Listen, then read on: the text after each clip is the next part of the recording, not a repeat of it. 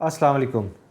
मैं doctor Umar Zubair, consultant trauma and orthopaedic surgeon, national hospital Lahore. आज हम जनरल पब्लिक अवेयरनेस सीरीज़ के एक और एपिसोड के साथ आपके सामने हाज़िर हैं। आज हम जिस मौजू पे बात करेंगे वो है ट्रिगर फिंगर, यानी कि उंगलियों का लॉक हो जाना। ये एक कॉमन प्रॉब्लम है जो कि ट्रॉमा एंड ऑर्थोपेडिक्स के अंदर हमें काफ़ी कॉमनली देखने में मिलता है। हम बात करेंगे कि ये लॉक फिंगर या ट्रिगर फिंगर क्या होती है, इसकी क्या वजूहात हैं, ये किन किन लोगों को ज़्यादा हो सकती है, इसका मरीज़ किस अलामात के साथ हमारे सामने आता है और इसके अलावा इसका इलाज कैसे किया जाता है।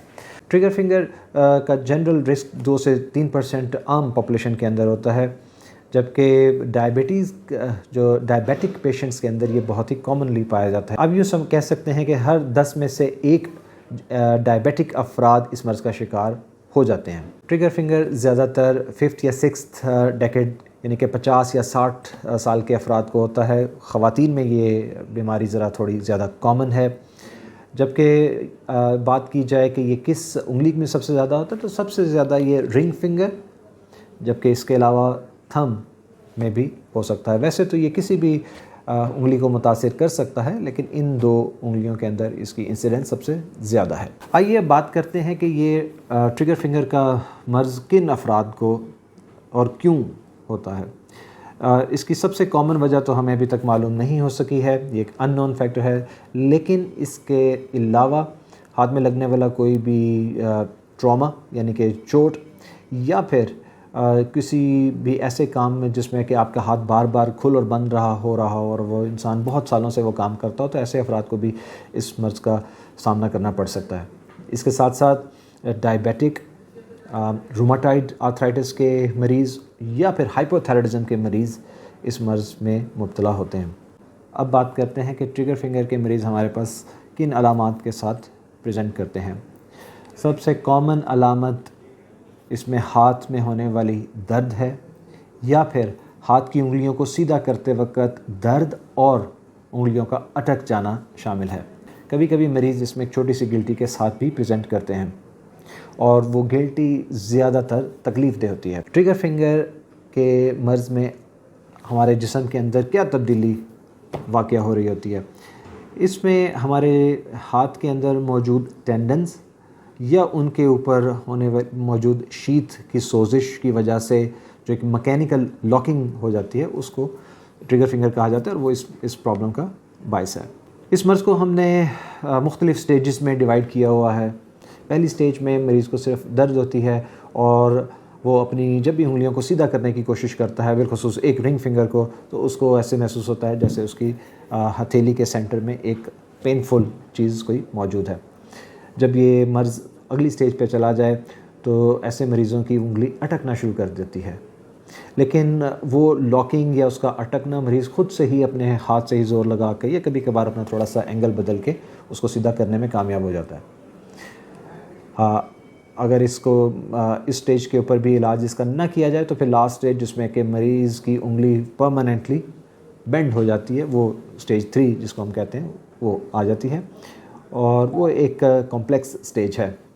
स्टेज 3 जिसमें कि उंगली जो है वो परमानेंटली इस तरह बेंड हो जाती है और मरीज़ कोशिश के बावजूद उसको सीधा नहीं कर पाता, या कोई और आदमी भी अगर उसको सीधा करने की कोशिश करे तो सीधा नहीं होता, ये लास्ट स्टेज है। ये एक कॉम्प्लिकेटेड स्टेज है क्योंकि इसमें कुछ अरसे के बाद उंगली के इस पहले जोड़ के आर्थराइटिस का इम्कान बहुत ज़्यादा हो जाता है और इस स्टेज के बाद ऑपरेशन बहुत ज़रूरी हो जाता है और उसके ना करने की सूरत में उंगली के अलावा इस जोड़ का भी आर्थराइटिस एक प्रॉब्लम बन के सामने आता है।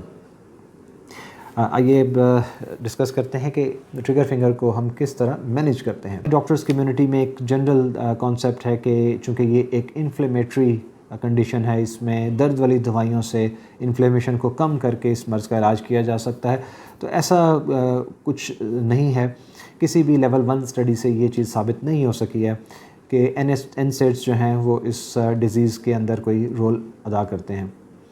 अलबत्ता लाइफस्टाइल मॉडिफिकेशन, ऐसा काम जो बार बार इंसान कर रहा हो जिसमें हाथों का खुलना बंद करना शामिल हो, उसको अवॉइड करना, یا پھر انگلی کو دوسری انگلی کے ساتھ اسٹریپ کر دینا، یا ایک اور طریقہ جو ہم کبھی کبھی ٹرائی کرتے ہیں جس میں کہ رات پہ انگلیوں کو ایک سپلنٹ پہنا دیا جاتا ہے جس میں انگلی فورسفلی سیدھی رہتی ہے۔